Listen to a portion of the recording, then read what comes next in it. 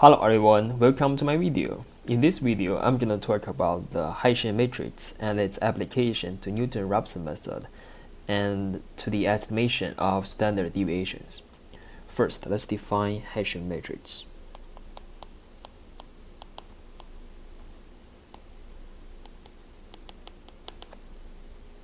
Let's consider a function which is a mapping from Rn space to R space. This can be simply understood as we have x vector that belongs to the Rn space, that is n-dimensional vector, and then we have the fx, it's a scalar that belongs to R space. We assume that the second derivative of the function f exists and be continuous. So then we can define the Hessian matrix simply as this. Let's write the component form. Ij component is simply as the second derivative of the function with respect to xi component and xj component. That's it. Yeah, that's the simple definition of the Hessian matrix. So let's have a direct view by assuming that I and j runs from 1 to 2, that's a two-dimensional case. So then we can simply write the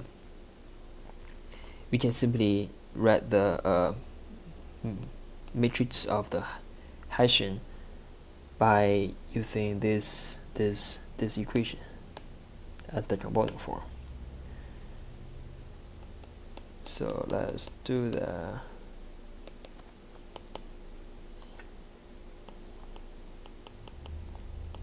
Because we consider two-dimensional case, so we can write x1 as x and x2 as y. Here, oops, sorry, because this is the first component, so they are both x, right? Yeah. And for the second one, first x, then y, when j equals 2, and similarly, we have this. And the final term, this one, yeah.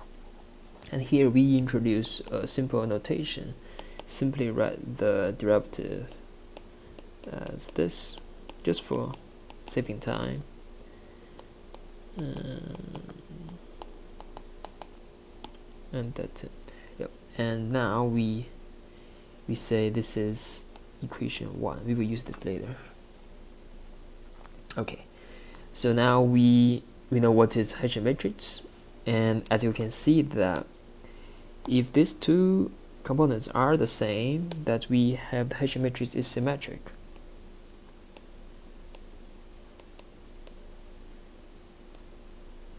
It's symmetric. And there's also another thing, is that the Hessian matrix, if you have a look of the Hessian matrix, it's basically the second derivative. So it can be written as, in a simple form, that the Hessian matrix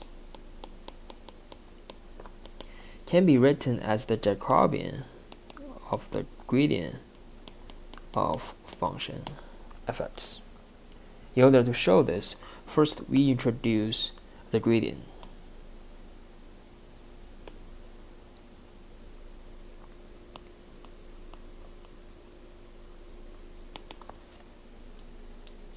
Gradient is basically, okay, first let's consider a function f, which is a mapping from Rn space to R space. And a gradient of function f defines a mapping from Rn space to Rn space. And let's consider a position with vector s, which equal to the different coordinate component to its n-dimensional space as in Rn space. So if we would like to evaluate the gradient of the function at position s with s vector, then we have this.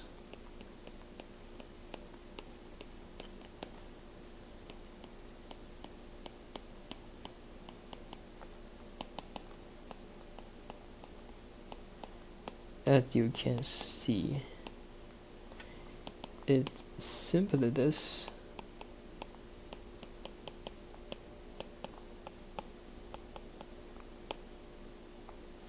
So it's a mapping from R space to Rn space. And that's it about the gradient for now. And then we need to define Jacobian. Oh, we need to number this equation as number 2. Jacobian can be defined first. Let's say Jacobian. Before introducing the concept of Jacobian, let's consider a function as before, which is a mapping from Rn space to, but this time it's Rm space. And so what does this mean? This basically is that, for example, that if we have a function that y equal to x, y, x are all vectors, then we have x belongs to the Rn space, and y belongs to the Rm space. So the Jacobian of it, the component form can be written as, if we, okay, let's do this first. J, yeah, that's the component form of the Jacobian. To see this, we first we consider when I equal to 1. So what this become? Okay, let's see that. Right, yeah. First do this. So this basically means that we have 1j equal to partial y 1 partial j. So as you can see, this is pretty much the formulation for gradient of function f x. And let's consider another simple case. Oh, sorry. Oh, sorry. Here it should not be I, but should be. Let me see. I m. Right, should be m. And here should be equal to 2. Here, why I read I just now is because I is the component running from 1 to m, and when m equal to 1, actually is equal to the case when I equal to 1. Yes, and here, second thing we consider m equal to n equal to 2. In this case, that we write x vector as simply as x y, and y vector simply as u v. And in this case, as you see from this equation, that we can substitute this x vector and y vector into the component form, so that we got j equal to partial u partial x.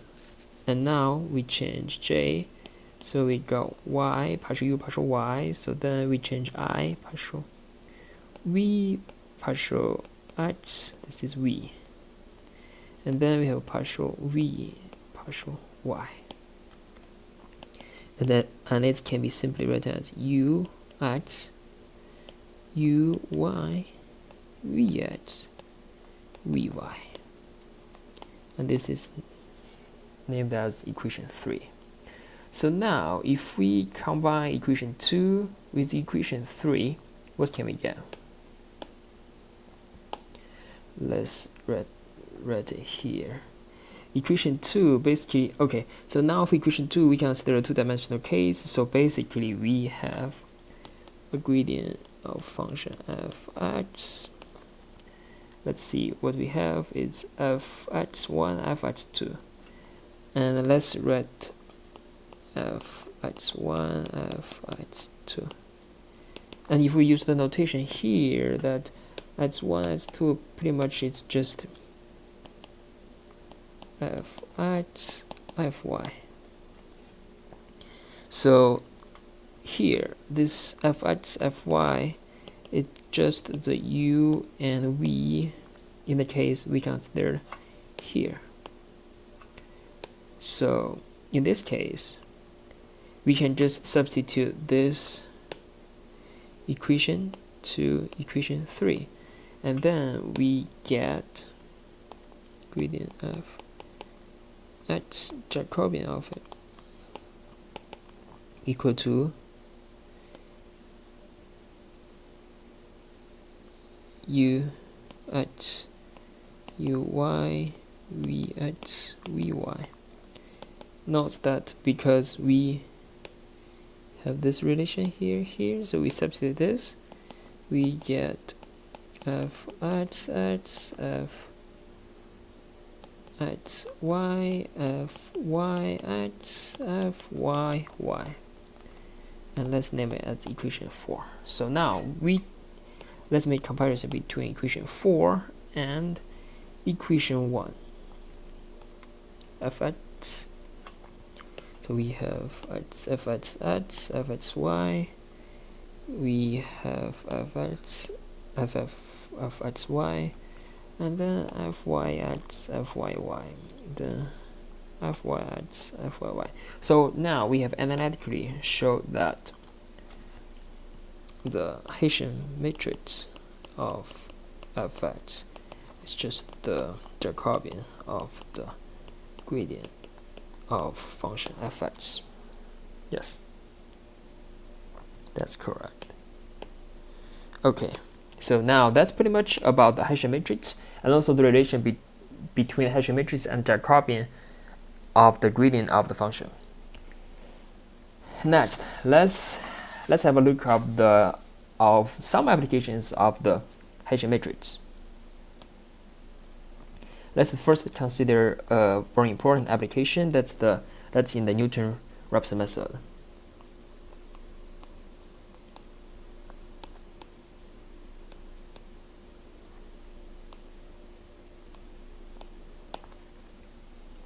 So Newton-Raphson method was proposed by Newton and Raphson in different years separately, and the original idea of Newton-Raphson method is to find roots of polynomials.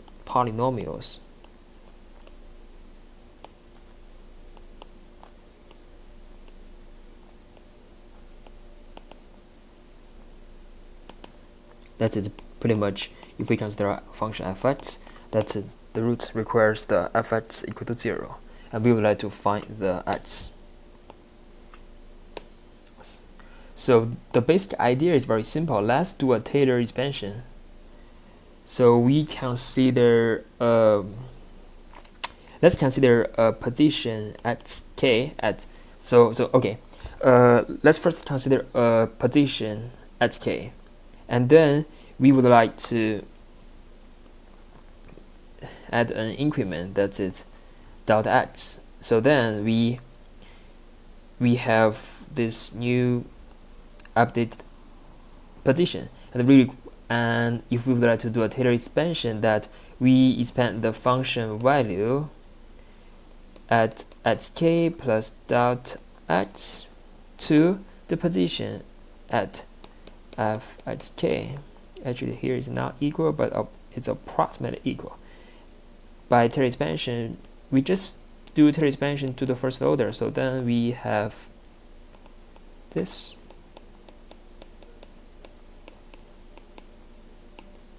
Oh, and here that we know that at k plus dot x equal to at k plus 1, right? So that here is pretty much the dot x, yeah. So by the requirement of the root of the polynomial that we require, so by this requirement we require for the next step we would like this equal to 0. And if this equal to 0, so we have what we have, we can move this to the left, and then by arrangement, let's see what we get. So we have minus f at k divided by x equal to sk plus 1 minus sk, and then because we would like to get sk plus 1, so we move the sk to the left, so we have sk minus f sk divided by f sk, the first derivative. Now we can see that all these components are expressed in terms of the variables at k step, and this at k plus 1 is at k plus 1 step. So by this equation, we can do iteration so that we can get the next step of the iteration. Then we can find the solution by iterating this formula. Oops, sorry. Right, it's equation 5. Okay. And so this is the basic idea of the Newton-Raphson method. And later, Simpson applied this idea to the optimization problem by setting the gradient to 0. So what does this mean is that, okay, let's consider the function again, but this time we do a Taylor expansion to the second order. Basically, we have a similar this is approximate similar formula initially.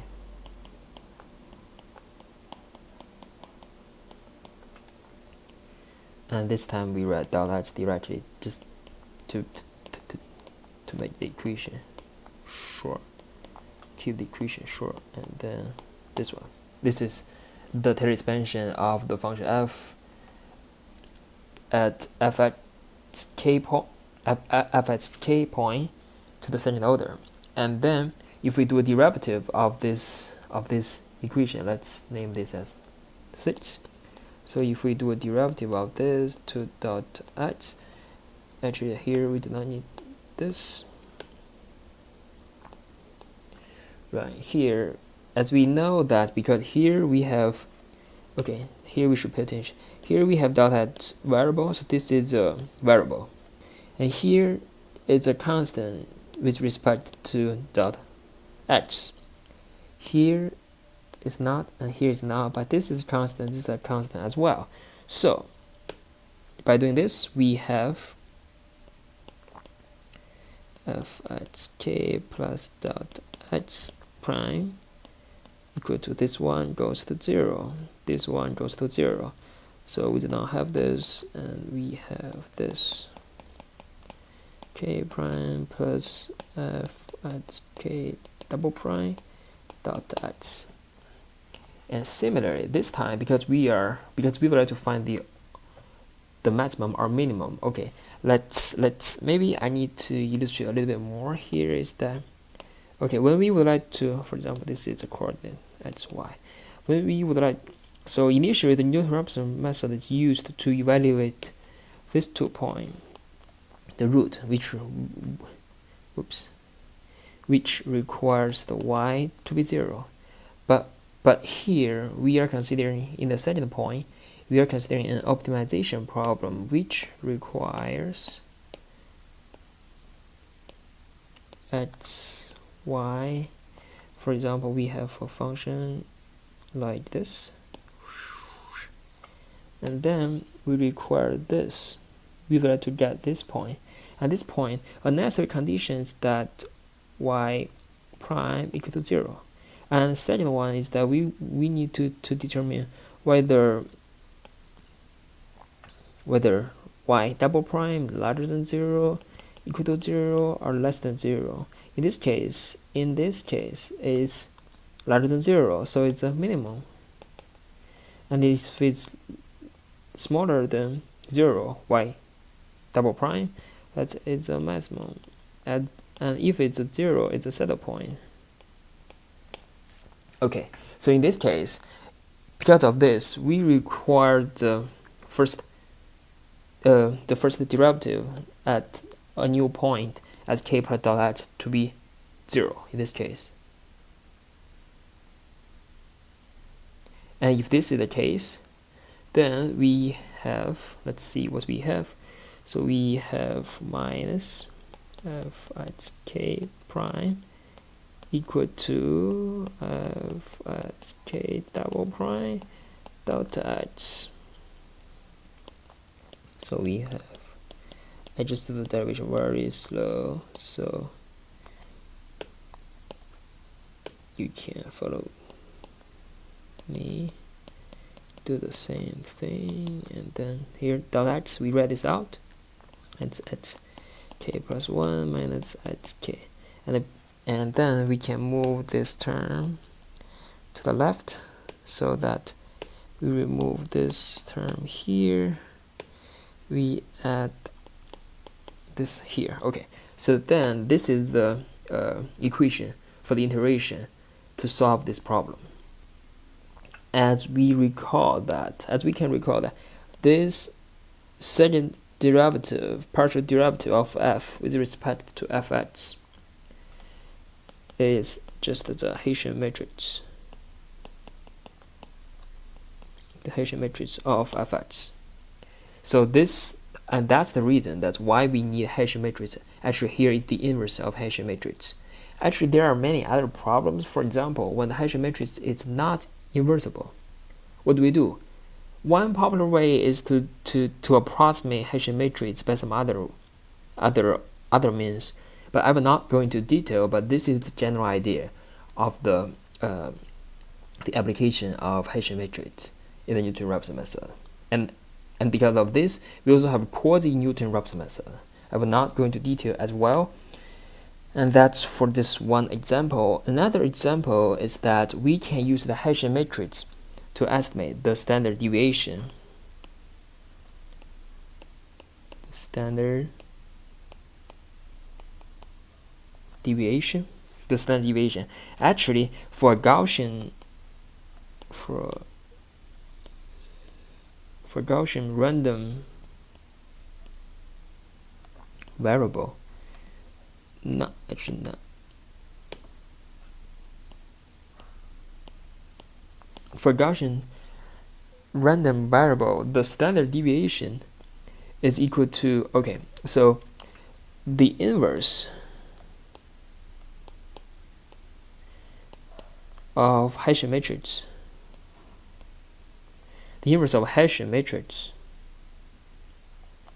equal to the covariance matrix.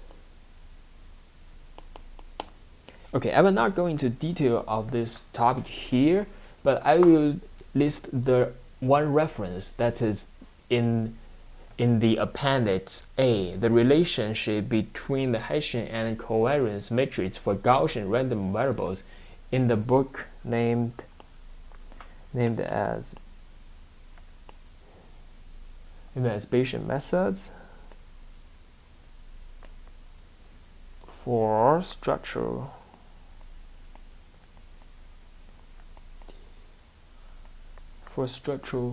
dynamics and civil engineering.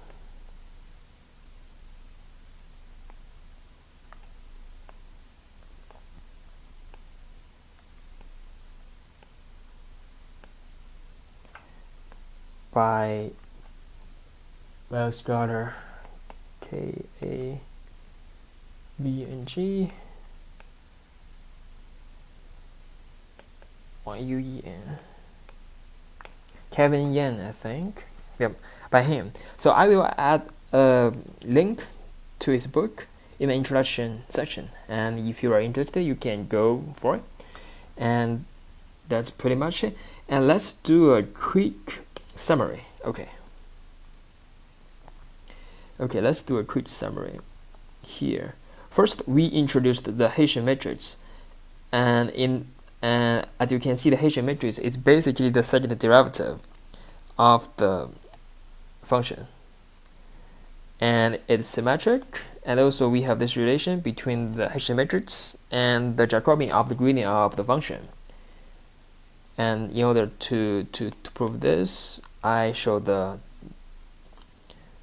concept of gradient and concept of Jacobian. And also note that the Jacobian is pretty much the gradient when m equal to 1. And And also, one application of the Hessian matrix to Newton-Raphson method is in the optimization of a function when we require the derivative, the first derivative, to be 0, like this case. And by doing this, we can get this iteration, this equation for iteration. And in this equation, that here, this is the Hessian matrix. And when it's invertible, this can be solved. And when it's not invertible, we have some approximation. And also, there are some other called the Newton-Raphson method. And another application is that when the variables are Gaussian distributed, we have a standard deviation that is equal to the covariance matrix is equal to the inverse of the Hessian matrix. And this is very important in practical use of this concept of Hessian matrix. Thank you so much. That's it. Thank you. If you have any questions, please leave a comment, and also comment on what you would like to see in the future. If you enjoyed this video, please click the thumb up and like it. Also share with your colleagues. Alright, with all of this, see you next time. Bye.